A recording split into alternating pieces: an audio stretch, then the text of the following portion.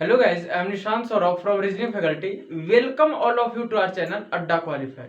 Dear student, machine input output में मैंने ascending order से रिलेटेड करवा दिया था कि असेंडिंग ऑर्डर में जो इनपुट दिए जाते हैं तो उसे किस तरह से अरेंजमेंट किए जाएंगे।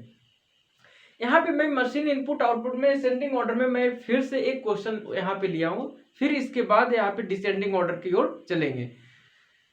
डियर स्टूडेंट, यहाँ पे क्या है कि इनपुट ध्यान दें, इनपुट में क्या दिया गया है। इनपुट में दिया गया है यहाँ पे 97, 58, 12, 88, 30, 41, 62, 67 ये कुछ नंबर्स दिए गए हैं और इसे अरेंज करना है असेंडिंग ऑर्डर में, है ना। इसे असेंडिंग ऑर्डर में अरेंज करना है। यहाँ पे अगर देखें तो जो वे ऑफ अरेंजमेंट है ना, जो वे ऑफ अरेंजमेंट हमें किस तरफ से चलना है, असेंडिंग ऑर्डर की ओर। ये एक टाइप्स को मैं करवा रहा हूँ। असेंडिंग ऑर्डर के बाद डिसेंडिंग ऑर्डर, डिसेंडिंग ऑर्डर के बाद मैं यहाँ पे करवा दूंगा इवन ऑड से रिलेटेड, है ना। जैसे जैसे यहाँ पे कॉन्सेप्ट आते जाएंगे उससे वैसे वहां पे कॉन्सेप्ट करवाते चलेंगे।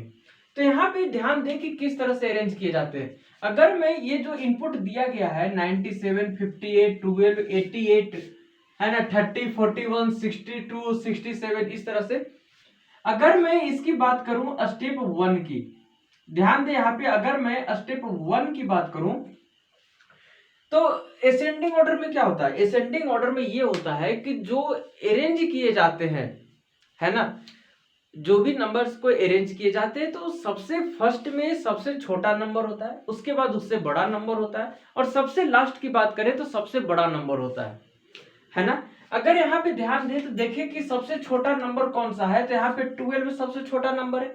यहाँ पे 12 को आगे कर देते हैं और बाकी जो नंबर्स रिमेनिंग नंबर है, जो यहाँ पे बाकी नंबर बचे हुए हैं, उसे क्या करते हैं कि जिस वे में यहाँ पे रखा गया है उसी वे में यहाँ पे लिख देंगे। जैसे यहाँ पे 12 को लेकर आगे है ना, तो 97 यहाँ पे हो जाएगा, 58 यहाँ पे हो जाएगा, 12 तो आगे आ गया था। इसके बाद यहाँ पे देखें तो 88 है, यहाँ पे 30 है, यहाँ पे 41 है, यहाँ पे 62 हो जाएगा और यहाँ पे 67 हो जाएगा।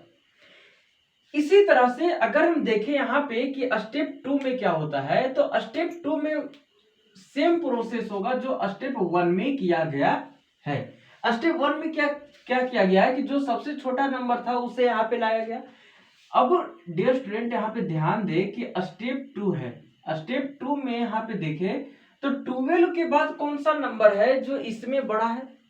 12 के बाद तो सभी बड़ा नंबर है, लेकिन 12 के पास में कौन सा है, तो यहाँ पे ध्यान दे। अगर आप लोग यहाँ पे गौर करेंगे तो यहाँ पे 12 हो गया, 12 के बाद यहाँ पे 30 है जो 12 के बाद तुरंत बड़ा नंबर है ना। तो यहाँ पे क्या है कि सबसे पहले एक चीज ध्यान दें, जिसे अरेंज कर दिया गया है उसे उसी पोजीशन पे रखेंगे। जैसे 12 को अरेंज यहाँ पे कर दिया गया तो यहाँ पे 12 को इसी तरह से रहने देंगे, ये 12 हो जाएगा, है ना। यहाँ पे क्या हो जाएगा, 12 हो जाएगा और इसके बाद यहाँ पे 30 आ जाएगा। ध्यान दें यहाँ पे क्या आ जाएगा, 30 आ जाएगा। यहाँ पे ये सॉरी यहाँ पे 30 आ जाएगा, ये हो गया 30। और 30 के बाद यहाँ पे क्या करेंगे, जो बाकी रिमेनिंग नंबर है उसे इसी फॉर्म में रख देंगे। जैसे यहाँ पे हो जाएगा 97, है ना, यहाँ पे क्या हो जाएगा 97 हो जाएगा। 97 के बाद यहाँ पे देखे तो 58 हो जाएगा, 58 के बाद यहाँ पे हो जाएगा 88, है ना, 58 के बाद 88। यहाँ पे 12 हुआ, 12 के बाद मैंने 30 को अरेंज किया और 30 को अरेंज करने के बाद जो बाकी रिमेनिंग नंबर है उसे इसी फॉर्म में लिख देंगे। जैसे 97, 97 के बाद 58, 58 के बाद 88, 30 को तो यहाँ पे मैंने लेकर आ गया। इसके बाद बचा कौन, यहाँ पे 41 है, यहाँ पे 62 है और यहाँ पे 67 हो जाएगा। इसी तरह से अगर यहाँ पे देखिए स्टेप 3 की ओर बात करें तो स्टेप थर्ड में क्या होगा। स्टेप 3 में यहाँ पे ध्यान दें कि 30 के बाद कौन सा नंबर है जो 30 के तुरंत बड़ा है। तो यहाँ पे ध्यान दें, यहाँ पे 30 हो गया, 30 के बाद यहाँ पे देखें तो यहाँ पे आ जाएगा 41, यहाँ पे क्या हो जाएगा 41 हो जाएगा। जिसे अरेंज कर दिया गया है उसे इसी फॉर्म में रहने देंगे, इसी तरह से रहने देंगे। जैसे यहाँ पे 12 है, यहाँ पे 30 है, और 30 के बाद यहाँ पे अरेंज करेंगे डियर स्टूडेंट 41 को। किसे अरेंज करेंगे 41 को अरेंज करेंगे, है ना। और 40 अरेंज जब 41 को अरेंज कर दिए हैं तब यहाँ पे जो बाकी रिमेनिंग नंबर है उसे भी इसी तरह से लिख देंगे। यही प्रोसेस को अप्लाई किया जाता है। यहाँ पे हो जाएगा 97, यहाँ पे हो जाएगा 58, यहाँ पे हो जाएगा 88, यहाँ पे 41 तो यहाँ पे आ गया, यहाँ पे हो जाएगा 62 और यहाँ पे हो जाएगा 67। यह है प्रोसेस यहाँ पे। इसी तरह से अगर हम देखें स्टेप 4 की बात करें तो यहाँ पे भी स्टेप 4 में वही होगा, सेम प्रोसेस यहाँ पे स्टेप बाय स्टेप चलते चलेंगे। यहाँ पे 12 है, यहाँ पे 30 हो जाएगा, यहाँ पे 41 हो जाएगा। अगर 41 के बाद अगर बात करें तो कौन सा नंबर है जो 41 से तुरंत पास में है, जो बड़ा है। तो यहाँ पे ध्यान दें तो 97, 58, 88, 62, 67, यहाँ पे 58 है, तो यहाँ पे क्या हो जाएगा 58 हो जाएगा यहाँ पे, है ना। और यहाँ पे फिर क्या करेंगे डियर स्टूडेंट, यहाँ पे जो 97 है उसे इसी तरह से लिख देंगे। यहाँ पे हो जाएगा 88, यहाँ पे हो जाएगा 62 और यहाँ पे हो जाएगा 67, है ना। स्टेप बाय स्टेप इसी प्रोसेस को क्या करना है गाइस, यहाँ पे फॉलो करना है। यहाँ पे अब ध्यान दें, यहाँ पे स्टेप 5 की बात करते हैं। स्टेप 5 की बात करते हैं तो स्टेप 5 में कौन सा नंबर को अरेंज करना है नेक्स्ट में, 58 के बाद कौन सा नंबर अरेंज होगा यहाँ पे। तो 58 के बाद अगर मैं बात करूं तो यहाँ पे 62 को अरेंज किया जाएगा। 58 के बाद यहाँ पे 62 को क्या किया जाएगा, यहाँ पे अरेंज किया जाएगा, है ना। और जो रिमेनिंग नंबर है उसे इसी तरह से लिख दिया जाएगा, 97, 88 और ये 67, है ना। यही हो गया। इसी तरह से अगर स्टेप 6 की बात करें तो स्टेप 6 में ध्यान दे क्या हो जाएगा, स्टेप 6 ध्यान दे। यहाँ पे स्टेप 6 में अगर हम देखें तो यहाँ पे हो जाएगा 12, यहाँ पे हो जाएगा 30, यहाँ पे हो जाएगा 41, यहाँ पे हो जाएगा 58, यहाँ पे हो जाएगा 62 और 62 के बाद कौन सा आएगा नंबर यहाँ पे, तो 62 के बाद 67 आ जाएगा, है ना। और 67 के बाद क्या आ जाएगा यहाँ पे 67 के बाद जो बाकी रिमेनिंग नंबर है उसे इसी तरह से यहाँ पे लिख देंगे, 97 और ये हो गया 88। इसके बाद क्या है यहाँ पे, इसके बाद अगर अपन देखें तो यहाँ पे हो जाएगा स्टेप 7, यहाँ पे हो जाएगा स्टेप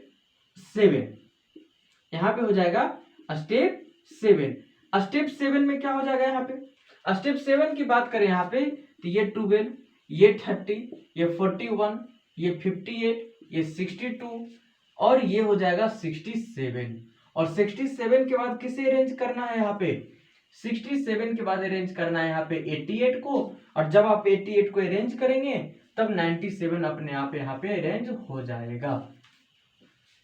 ध्यान दे मैंने क्या बोला, जब 88 को अरेंज करेंगे तो 97 अपने आप अरेंज हो जाएगा। समझ में आई बात। तब 97 जब अपने आप अरेंज हो गया है तब 97 को अरेंज करने के लिए न्यू स्टेप नहीं लेंगे। ध्यान देख मैंने क्या बोला, मैंने प्रीवियस क्लास में भी मशीन इनपुट आउटपुट स्टार्ट किया था तो इसके फर्स्ट लेक्चर में ही मैंने बता दिया था कि जो नंबर अपने आप अरेंज हो जाता है मशीन इनपुट आउटपुट में तो उसे उस नंबर को अरेंज करने के लिए कोई न्यू स्टेप नहीं लेंगे। जैसे यहाँ पे 88 के बाद 97 अपने आप अरेंज हो गया, इसीलिए मैं रेड कलर से इसे लिखा, है ना। तो 97 को अरेंज करने के लिए अपन स्टेप 8 नहीं लेंगे, है ना। तो ये तो एक बेसिक तरीका था जिसे बताने के लिए, समझाने के लिए एक एक स्टेप करके, है ना, ताकि कोई मिस्टेक ना हो एग्जामिनेशन में। अगर मैं बात करूं यहाँ पे कि जब भी एग्जामिनेशन में अगर क्वेश्चन पूछा जाए तो किस तरह से करेंगे, तो इतना नहीं करना है। क्या करना है ध्यान दें, सबसे पहले मैंने किसे अरेंज किया था 12 को, तो ये फर्स्ट स्टेप हो गया। 12 के बाद किसे अरेंज किया था मैंने 30 को, है ना, तो ये हो गया स्टेप 2। 30 के बाद मैंने किया था 41 को, ये हो गया स्टेप 3। 41 के बाद मैंने किया था यहाँ पे 58 को किया था अरेंज, तो ये हो जाएगा 4 स्टेप। 58 के बाद मैंने किया था यहाँ पे 62 को, ये हो जाएगा 5th स्टेप। 62 के बाद मैंने किया था 67 को, ये हो जाएगा 6th स्टेप, है ना। 67 के बाद मैंने किया था 88 को, ये हो जाएगा 7 स्टेप। और जब मैंने 88 को अरेंज किया था तब यहाँ पे 97 अपने आप अरेंज हो गया था, मतलब यहाँ पे जो 7A हो जाएगा। 7A का मतलब है कि 7 स्टेप में अपने आप अरेंज हो गया 97, है ना।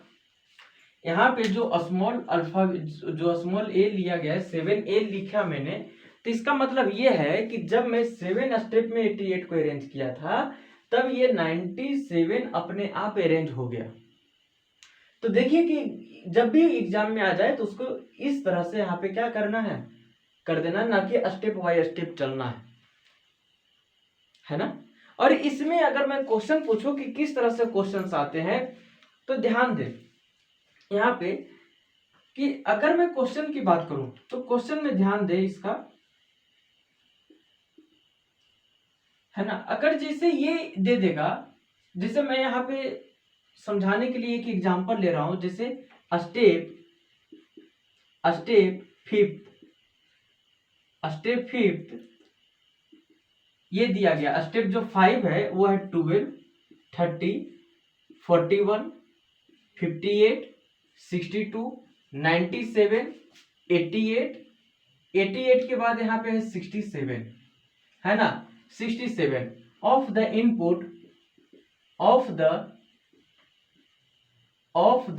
इनपुट और वो इनपुट है क्या यहाँ पे, ध्यान दे, 97, 58, 12, 88, 30, 41, 62, 67, है ना। अब क्वेश्चन में ये पूछेगा then what is the step third of this input, step third of this input, step third of this input। ये पूछा है क्वेश्चन में कि जैसे यहाँ पे स्टेप फिफ्थ दे दिया, यहाँ पे 12, 30, 41, 58, 62, 97, 88, 67 ऑफ द इनपुट 97, 58, 12, 88, 30, 41, 62, 67। ये इनपुट दिया गया है, ये क्या दिया गया है, यहाँ पे इनपुट दिया गया है, और ये दिया गया है स्टेप 5। ये जो दिया गया है वो स्टेप 5 दिया गया है इस इनपुट का। अब ये पूछा है कि स्टेप थर्ड क्या होगा, तो इसका आंसर हो जाएगा can not be determined, can't be determined. Can't be determined का मतलब है कि हम लोग बता नहीं सकते क्या होगा स्टेप थर्ड। क्यों नहीं बता सकते, तो आप लोग नोट कर लेंगे कि स्टेप 5 है ना, तो स्टेप 5 से आप लोग स्टेप 6 पे जा सकते हैं, स्टेप 6 से आप लोग स्टेप 7 पे जा सकते हैं, स्टेप 7 से स्टेप 8 पे जा सकते हैं। लेकिन जब स्टेप 5 से स्टेप 4 पे बोलेगा जाने के लिए, नहीं जा सकते। स्टेप 4 से स्टेप 3 पे बोलेगा जाने के लिए, नहीं जा सकते। स्टेप 5 से स्टेप 2 पे बोलेगा जाने के लिए, नहीं जा सकते। प्रीवियस स्टेप पे नहीं जा सकते, आप लोग नोट करके लिख लेंगे। अब कोई स्टूडेंट बोलेंगे कि यहाँ पे तो दिया गया है, तो यहाँ पे क्यों दिया गया है, क्योंकि हमने इसे सोल्व किया है। अगर एग्जामिनेशन में डायरेक्ट ये दे देगा, अगर एग्जामिनर एग्जाम में डायरेक्ट ये क्वेश्चन दे देगा, सोल्व नहीं करेगा, तब क्या कर बता दोगे आप, नहीं बता दोगे।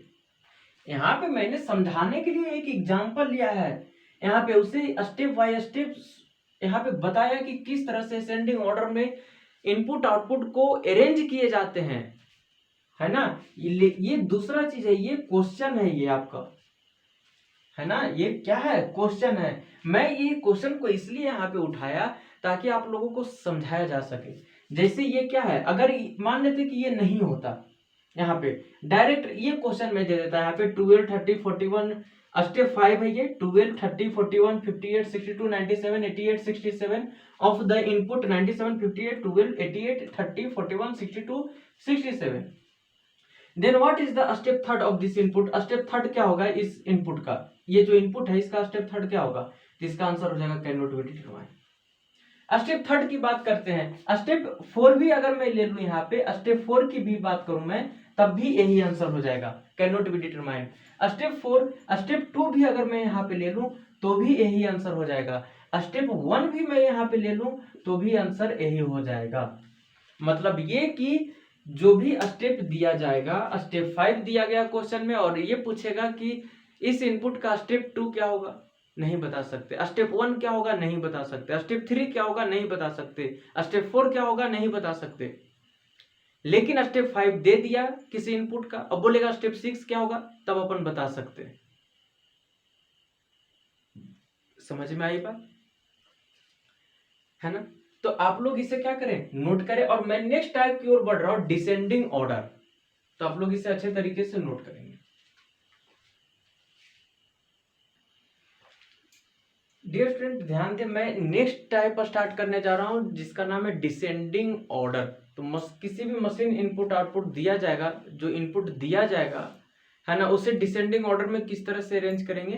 तो आप लोग ध्यान देगा इस यहाँ पे कि डिसेंडिंग ऑर्डर में जो भी किसी भी नंबर को अरेंज करते हैं, तो फर्स्ट में क्या होता है, जो सबसे बड़ा नंबर होता है, उसके बाद उससे छोटा नंबर होता है, उसके बाद उससे छोटा नंबर होता है, और लास्ट में सबसे छोटा नंबर होता है। डिसेंडिंग ऑर्डर का तो यही रूल होता है यहाँ पे। और एक चीज और यहाँ पे बताना चाहूंगा कि जो भी मशीन इनपुट आउटपुट में जिस अरेंज किए जाते हैं, तो राइट से भी अरेंज कर सकते हैं और लेफ्ट से भी अरेंज कर सकते हैं, कोई दिक्कत नहीं है, जैसे आपकी इच्छा करे उस तरह से अरेंज कर लें, है ना। लेकिन वे ऑफ अरेंजमेंट को हमेशा ध्यान में रखेंगे कि किस तरह से अरेंज किया गया है। ऐसा नहीं है कि अगर स्टेप 1 में राइट से ले लेंगे तो फिर स्टेप 2 में लेफ्ट से ले लेंगे, ऐसा नहीं है, जिस वे में चल रहे हैं उसी वे में चले।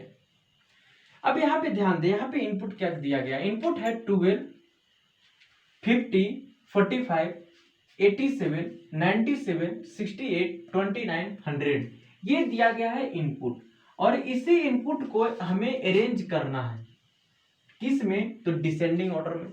ध्यान दें मैं यहाँ पे ले रहा हूं इसका स्टेप 1, तो स्टेप 1 क्या हो जाएगा, यहाँ पे मैंने क्या बताया कि जो सबसे बड़ा नंबर है उसे मैं सबसे फर्स्ट में लिखूंगा। यहाँ पे एक चीज यहाँ पे ध्यान दे, मैं एक बार राइट की तरफ से अरेंज करके बता दे रहा हूं और एक बार मैं लेफ्ट की तरफ से अरेंज करके बता दूंगा। तो अभी मैं इस तरफ से लेफ्ट की तरफ से अरेंज कर रहा हूं मैं। यहाँ पे ध्यान दे, सबसे बड़ा नंबर अगर इन सभी में से देखो तो क्या है, 100 है। तो एक काम करते हैं, 100 को अपन सबसे आगे लिखते हैं। यहाँ पे क्या हो गया, 100 को आगे लेकर आ गए, और 100 को जब मैंने आगे लेकर आया तो जो बाकी रिमेनिंग नंबर बचे हुए, जो रिमेनिंग नंबर है उसे इसी वे में लिख देंगे जिस वे में यहाँ पे लिखा गया है। जैसे यहाँ पे हो जाएगा 12, यहाँ पे हो जाएगा 50, यहाँ पे हो जाएगा 45, यहाँ पे हो जाएगा 87, यहाँ पे हो जाएगा 97, यहाँ पे हो जाएगा 68, और यहाँ पे हो जाएगा 29, क्योंकि 100 तो पहले आ गया। इसके बाद यहाँ पे देखें तो 100 के बाद 100 से छोटा कौन सा नंबर है, 100 से छोटा तो सभी नंबर है, लेकिन पास में कौन है यहाँ पे, तो यहाँ पे देखिए तो क्या है, 97 है। तो स्टेप 2 में किसे अरेंज किया जाएगा, यहाँ पे स्टेप 2 में किसे अरेंज किया जाएगा यहाँ पे, तो यहाँ पे ध्यान दें 100 तो पहले से अरेंज कर दिया गया, जो अरेंज कर दिया गया उसको भी उसी प्लेस पे रहने देंगे। 100 यहाँ पे अरेंज करके लाए थे तो 100 यहीं पे रहेगा। इसके बाद कौन आ जाएगा यहाँ पे, तो डियर स्टूडेंट ध्यान दें यहाँ पे 97 हो जाएगा, 97 हो जाएगा, और बाकी जो रिमेनिंग नंबर है उसे इसी फॉर्म में रहने देंगे, 12 50 45 87 68, और ये हो जाएगा 29। ठीक है जी। नेक्स्ट कौन सा स्टेप है यहाँ पे, तो नेक्स्ट हो जाएगा थर्ड स्टेप। थर्ड स्टेप में क्या होगा यहाँ पे कि 97 से छोटा कौन सा नंबर है, स्टेप थर्ड। तो 97 से जो छोटा की बात करें तो ये तो 100 तो पहले ही अरेंज हो चुका है, इसके बाद 97 अरेंज हुआ है। 97 के बाद अगर मैं यहाँ पे बात करूं तो ध्यान दे 97 के बाद हो जाएगा 87, ये हो गया 87, है ना, क्योंकि 97 के तुरंत बाद कौन है यहाँ पे 87 हो जाएगा। इसके बाद यहाँ से जो बचा है नंबर उसको उसी तरह से लिख देंगे। 45 87 तो यहाँ पे आ गया। इसके बाद हो जाएगा यहाँ पे 87 के बाद यहाँ पे हो जाएगा 12, 12 के बाद हो जाएगा 50, 50 के बाद हो जाएगा 45, 45 के बाद हो जाएगा 68 और 68 के बाद हो जाएगा 29। ठीक है। थर्ड स्टेप की बात अगर बात करें तो ये हो जाएगा यहाँ पे स्टेप 4। स्टेप 4 में ध्यान दें, यहाँ पे जिसे अरेंज कर दिया गया है उसे इसी तरह से लिख देंगे। 87 के बाद कौन आ जाएगा, तो 87 के बाद ध्यान दें यहाँ पे इसके बाद 68 है। इसके बाद क्या है डियर, यहाँ पे 68 है, तो यहाँ पे अपन 68 को लेकर आ जाएंगे, है ना। जब मैंने 68 को लाया है तो बाकी जो रिमेनिंग नंबर रह गए हैं उसे यहीं पे लिख देंगे। यहाँ पे 12 हो जाएगा, यहाँ 50 हो जाएगा, यहाँ पे 45 हो जाएगा और यहाँ पे 29 हो जाएगा। ध्यान दें, बिल्कुल सेम प्रोसेस चलेगा जिस तरह से यहाँ पे चला था इंक्रीजिंग ऑर्डर में। अब मैं यहाँ पे ध्यान दूं तो नेक्स्ट स्टेप हो जाएगा स्टेप 5। क्या हो जाएगा यहाँ पे, स्टेप 5 हो जाएगा। अगर मैं यहाँ पे स्टेप 5 की बात करूं, स्टेप 5 की बात करूं तो स्टेप 5 में क्या हो जाएगा, यहाँ पे ये तो 100 पहले अरेंज हो चुका है, 97 भी हो चुका है, 87 भी हो चुका है, 68 भी हो चुका है। इसके बाद कौन सा नंबर आएगा, इसके बाद कौन सा नंबर आएगा, तो ध्यान दे 68 के बाद की बात करें तो इसके बाद आ जाएगा 50। इसके बाद क्या हो जाएगा, यहाँ पे 50 हो जाएगा, है ना। और 50 के बाद जो रिमेनिंग नंबर है उसे इसी फॉर्म में रहने देंगे। ये हो जाएगा 12, ये हो जाएगा 45 और ये हो जाएगा 29, है ना। इसके बाद यहाँ पे स्टेप 6 क्या हो जाएगा, यहाँ पे स्टेप 6 में यहाँ पे ध्यान दें 100, 97, 87, 68, 50 तो अरेंज हो चुका है। 50 के बाद कौन सा आएगा, तो 45 आ जाएगा। ध्यान दें यहाँ पे 50 के बाद हो जाएगा यहाँ पे 45,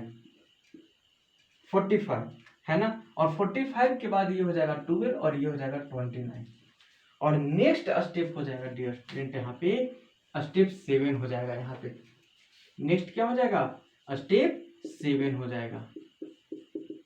स्टेप 7 में क्या होगा, यहाँ पे देखिए यहाँ पे तो 100, 97, 87, 68, 50, 45 और 45 के बाद अगर मैं बात करूँ यहाँ पे तो ये हो जाएगा 29 और 29 के बाद अगर मैं बात करूँ तो ये जो 12 है ये अपने आप अरेंज हो जाएगा। और यही जो स्टेप 6 है this is the last step, this is the last step, यही लास्ट स्टेप है।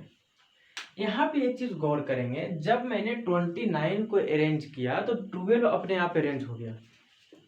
जब मैंने 29 को अरेंज किया तब 12 है जो अपने आप अरेंज हो गया।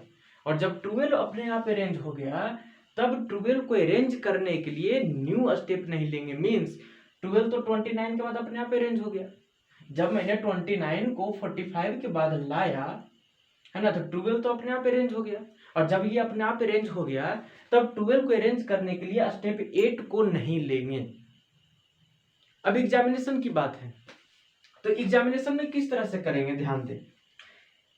अगर मैं यहाँ पे एग्जामिनेशन में बात करूं तो किस तरह से जल्दीबाजी में करेंगे, ध्यान दें। यहाँ पे क्या है, सबसे पहले किसे अरेंज किया गया था, डिसेंडिंग ऑर्डर में लिख रहे हैं तो सबसे पहले सबसे बड़ा नंबर होगा। और सबसे बड़ा नंबर यहाँ पे देखे कौन है, तो यहाँ पे हो जाएगा डियर स्टूडेंट 100। ये हो जाएगा स्टेप 1। 100 के बाद मैंने किसे अरेंज किया था यहाँ पे, तो हो जाएगा 97। ये हो जाएगा स्टेप 2। 97 के बाद मैंने अरेंज किया था 87 को, ये हो जाएगा स्टेप 3। और 87 के बाद मैंने अरेंज किया था यहाँ पे 87 के बाद मैंने अरेंज किया था, ये हो जाएगा 68, ये हो जाएगा स्टेप 4। और 68 के बाद यहाँ पे हो जाएगा 50, ये हो जाएगा स्टेप 5। 50 के बाद मैंने अरेंज किया था 45 को, ये हो जाएगा स्टेप 6। 45 के बाद मैंने अरेंज किया था 29 को, ये हो जाएगा स्टेप 7। और जब मैंने 29 को जब मैंने 7 स्टेप को अरेंज किया था, 29 को अरेंज किया था, तब 12 अपने आप अरेंज हो चुका था। ये हो जाएगा 7A स्टेप। 7A क्या होता है कि जब मैंने 7 को अरेंज किया था, स्टेप 7 को जब मैंने अरेंज किया था 29 को, तब 12 अपने आप आ गया, इसीलिए इसको 7 और इसको 7A दिए, है ना। तो ध्यान दें कि किस तरह से एग्जामिनेशन में जल्दी कर सकते हैं। ये स्टेप बिल्कुल मैं एक समझाने के लिए यहाँ पे आप लोगों के सामने लिया था। अब अगर मैं इससे रिलेटेड क्वेश्चंस की बात करूं तो यहाँ पे ध्यान दें, क्वेश्चन ये है, ध्यान से सुनेंगे।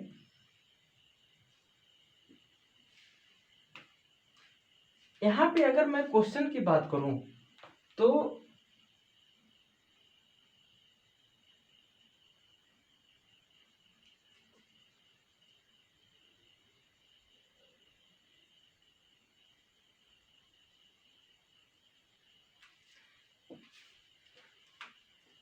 इस तरह से क्वेश्चन, मैं एक बार क्वेश्चन को बार बार रिपीट कर रहा हूं एक चीज को, है ना। अगर यहाँ पे ये दे दो क्वेश्चन, है ना, कि क्वेश्चन में इस तरह से है कि इन विच स्टेप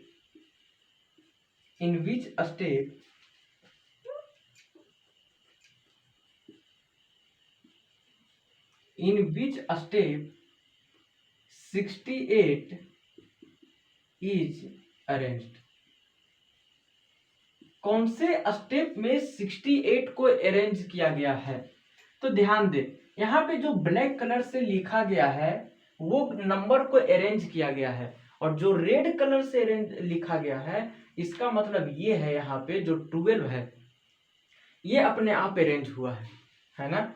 तो कौन सा हो जाएगा यहाँ पे, अगर मैं आंसर की बात करूं तो आंसर ध्यान दे, यहाँ पे 68 यहाँ पे अरेंज हुआ है। कौन सा स्टेप में, स्टेप 4। क्या हो जाएगा यहाँ पे, स्टेप 4। क्या हो जाएगा, स्टेप 4। इसी तरह से अगर मैं क्वेश्चन दे दूं, यहाँ पे मैं बार बार एक क्वेश्चन को पे ज्यादा जोर दे रहा हूं ताकि आप लोगों को एक क्वेश्चन दे रहा हूं, मैं ये दे रहा हूं कि यहाँ पे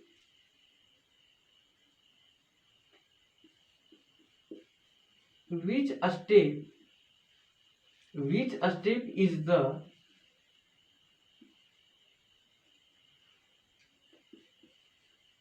last but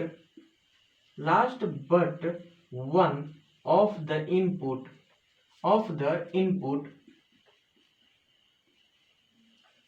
which is the last step but one, है ना। Which is the last but one, हाँ ठीक है, but one of the input क्या है यहाँ पे 12 है ना। इनपुट को मैं यहाँ पे लिख दे रहा हूँ, 12 है, 50 है, 45 है, 45 के बाद हो जाएगा 87, 87 के बाद है यहाँ पे 97, 97 के बाद है 68, 68 के बाद है 29, 29 के बाद है 100।